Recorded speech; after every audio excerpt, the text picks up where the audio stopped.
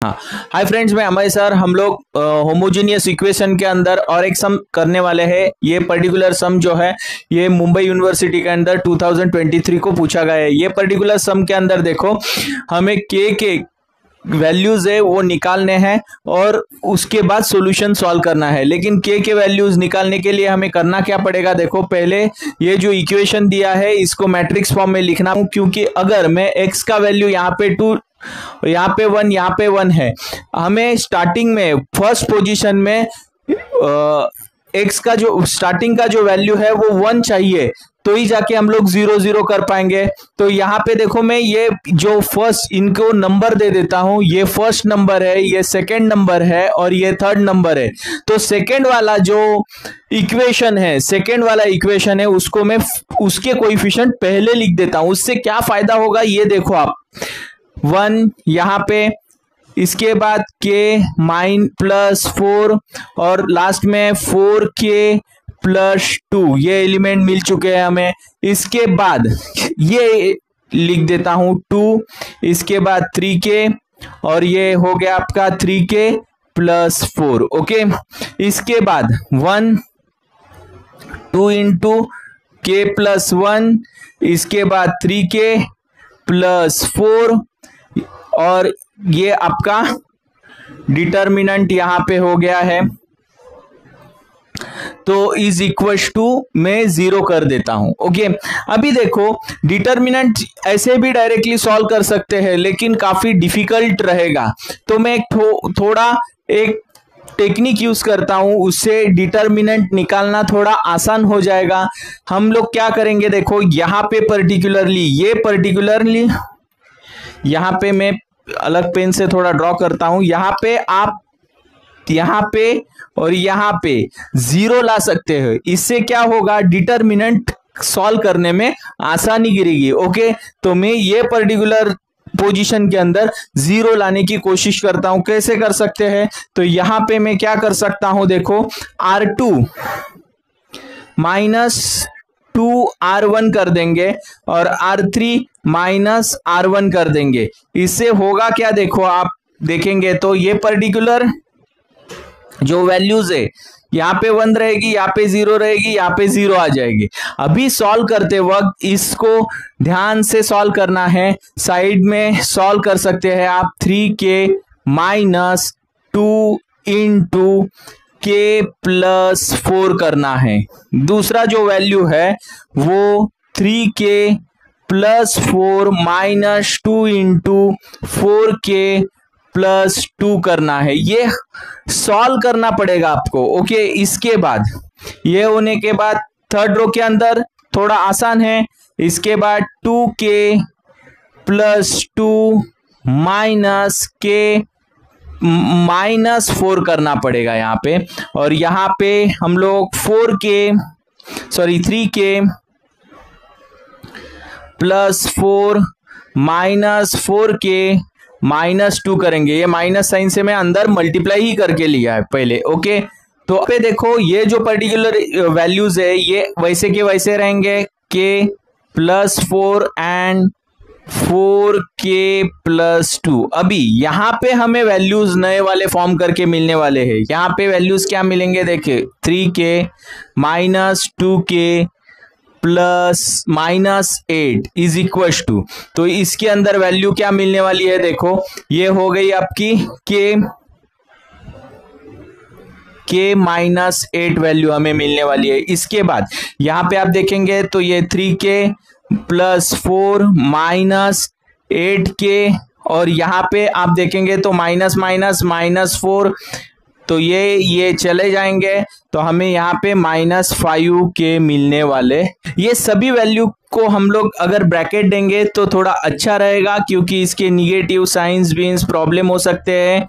तो ऐसे ब्रैकेट दे के आप लिखेंगे तो थोड़ा अच्छा रहेगा। इसके बाद अभी ये इसका डिटर्मिनेंट निकालना थोड़ा आसान गिरेगा। क्यों मैं बोलता हूं, देखो यहाँ पे 0 आने के वजह से मल्टीप्लिकेशन फैक्टर 0 हो जाएगा। ओके, तो डिटर्मिनेंट सॉल्व करते वक्त पहला ये वैल्यू लिखूंगा मैं, तो 1, इसके बाद ये और ये वैल्यूज के मल्टीप्लिकेशन चलेंगे, तो ये हो गया k-8 और इसके साथ ये फैक्टर रहेगा माइनस के प्लस 2, बीच का जो साइन रहेगा वो माइनस रहेगा, और यहाँ पे आप देखेंगे तो -5k इंटू इसके साथ जो एलिमेंट रहेगा k-2। ओके, ये फर्स्ट वाला हो गया। इसके बाद हम लोग इससे मल्टीप्लाई करेंगे, बीच वाला साइन जो है माइनस है।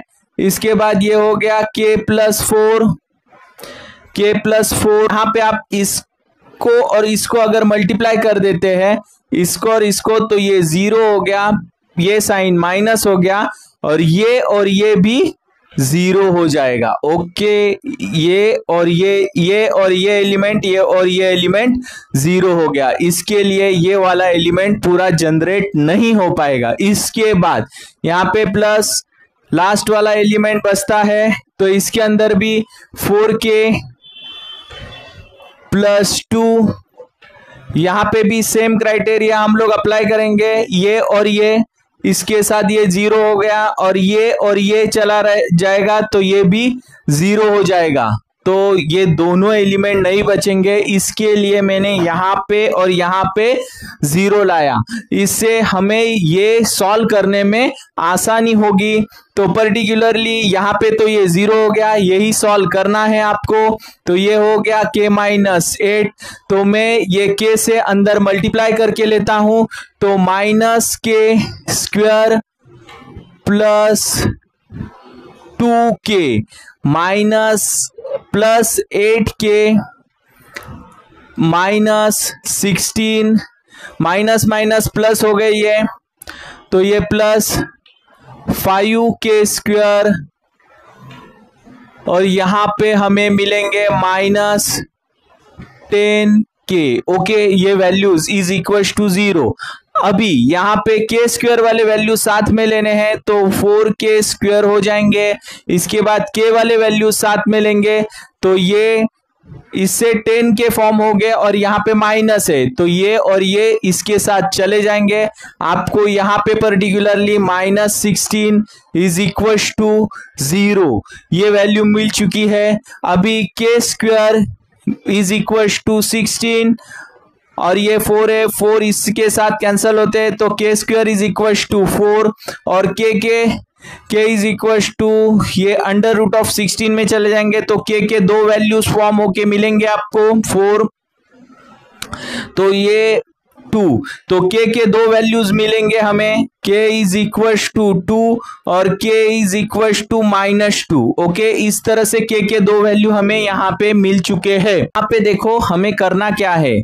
अभी मैं पहला स्टेटमेंट लिखता हूं, k के ये जो दो फर्स्ट केस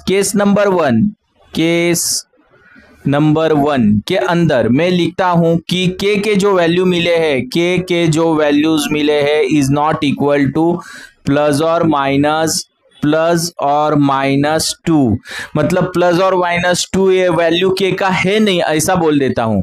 अगर है नहीं, ये दो वैल्यू मिले हैं लेकिन है नहीं, ऐसा एक केस बना देता हूं। तो यहाँ पे देखो, अभी देखो k के वैल्यूज नॉट इक्वल टू 0 आते हैं, इससे क्या फॉर्म होगा, ये पर्टिकुलर सॉल्यूशन के अंदर आप देखेंगे, ये इक्वेशन के अंदर पर्टिकुलरली इसके अंदर भी एलिमेंट फॉर्म हो जाएंगे, मतलब यहाँ पे भी और यहाँ पे भी एलिमेंट फॉर्म हो जाएंगे। इसके वजह से जो रैंक है,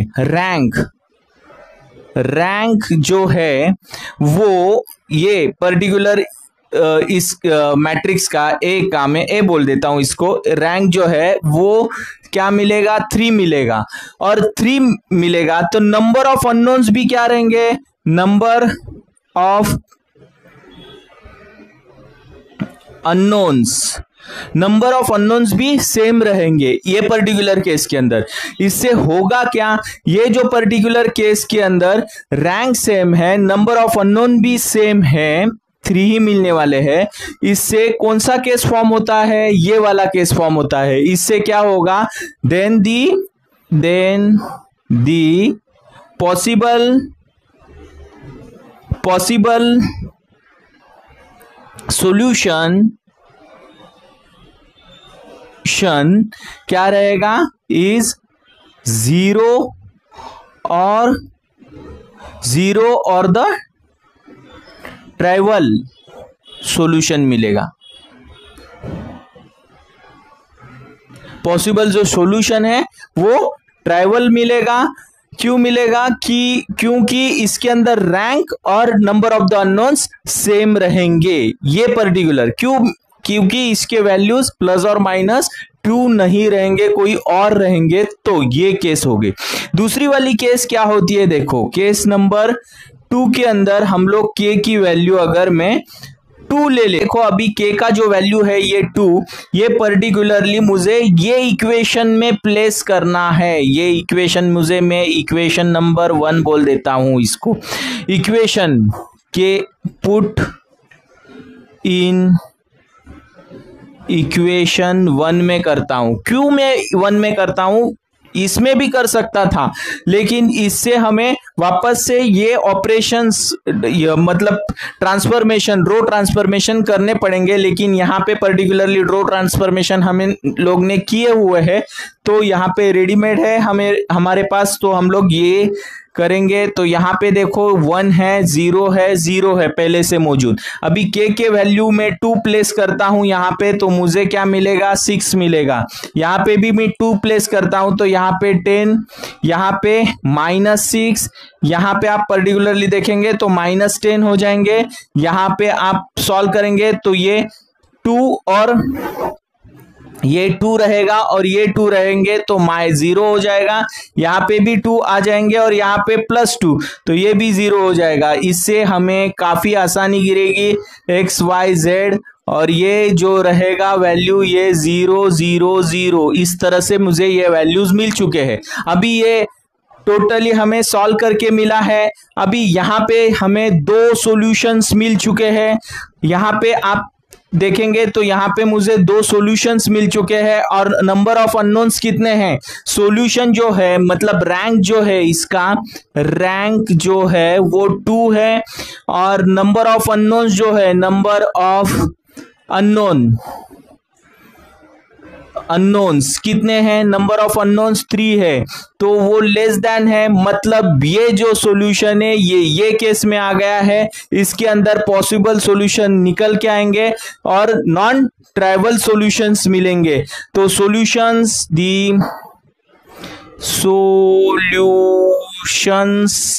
आर नॉन ट्राइवल सॉल्यूशंस मिलेंगे। नॉन ट्राइवल सॉल्यूशंस के अंदर हमें सॉल्यूशंस कैसे लिखने हैं?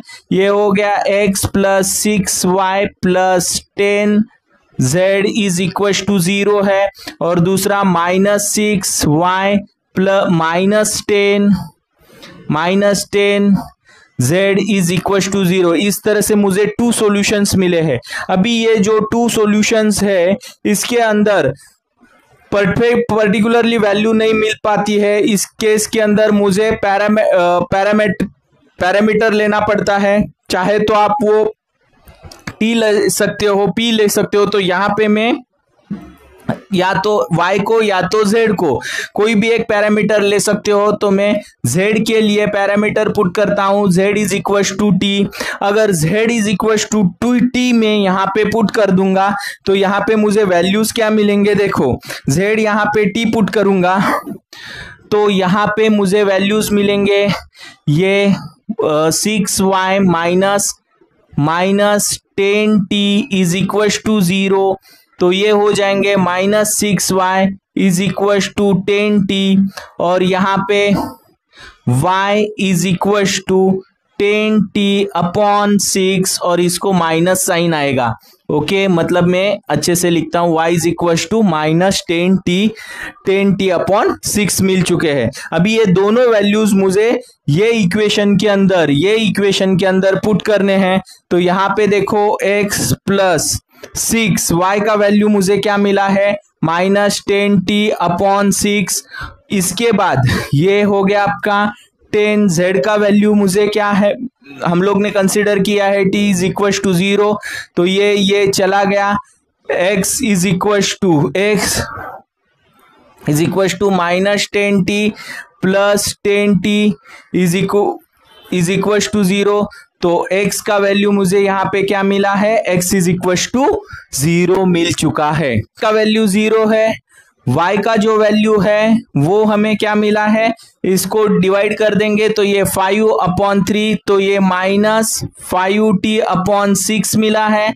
और लास्ट में z का वैल्यू हम लोग ने t कंसीडर किया है, तो ये सभी वैल्यू मुझे यहाँ पे मिल चुके हैं। ओके, इसके फॉर्म है ये केस नंबर